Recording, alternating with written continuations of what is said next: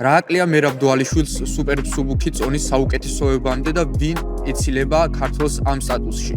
მისი დომინანტური ჭიდაობისა და მუდმივი ზეწოლის გამო მერაბ დვალიშვილი სუპერ მსუბუქ წონაში გადაულახავ ძალად რჩება. ჯერ კიდევ იქამდე ვიდრე მერაბი ტიტულისთვის იჩხუბებდა, MMA-ის ექსპერტები მას ნათელ მომავალს და მრავალწლიან დომინაციას უწინასწარმეტყველებდნენ. რა არის საჭირო იმისათვის, რომ დივიზიონის საუკეთესო მებრძოლად ჩამოყალიბდე?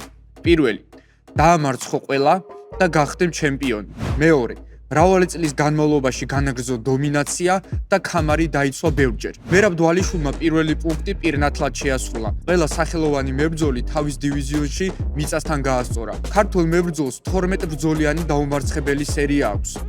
შედარებისთვის გეტყვით, რომ UFC-ს და ზოგადად თანამედროვე MMA-ის ნამდვილ GOAT-ს, ჯონ ჯონს 13 ბრძოლიანი მოგებების სერია აქვს. ამ შედეგში საუკეთესო ბრაზილიელი ანდერსონ სილვაა, რომელსაც ზედიზედ 16 გამარჯვება აქვს. ალბათ მეთანხმებით, რომ დვალიშვილი შორს არ არის ამ რეკორდის მინიმუმ გამეორებასთან. მერაბმა საკუთარ დივიზიონში ისეთი მეტოქეების წინააღმდეგ გაიმარჯვა, როგორებიც არიან ჟოზე ალდო, ჰენრი სეხუდო, პიოტრ იანი, შონ ოვალი და ბოლოს უმარ ნურმაგომედოვი. გამარჯვებაც არის და გამარჯვებაც.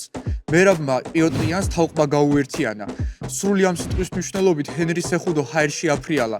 შონ ოვალის 5 რაუნდის განმავლობაში ოქტაგონი აწმენდინა და ბოლოს უმარ ნურმაგომედოვს ბავშვით დასცინა.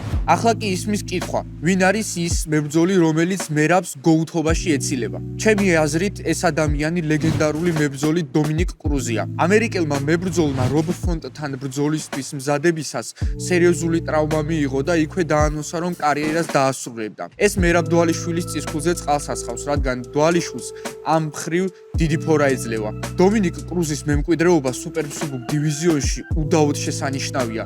მისი შესანიშნავი ფუტვორკის, გასაოცარი IQ-სა და იმ მემკვიდრეობის ფონზე, რომელიც წლების განმავლობაში ამ ადამიანმა დატოვა, სუპერ მსუბუქ დივიზიონში GOAT-ის სტატუსს უპირობოდ იმსახურებს. მძიმე ტრავმებისგან მისი დაბრუნების შესაძლებლობამ მის ყველა დროის საუკეთესოებას ხაზი უფრო გაუსვა. თუმცა ეს იქამდე იყო, სანამ მერაბ დვალიშვილი სუპერ მსუბუქ წონაში გამოჩნდებოდა.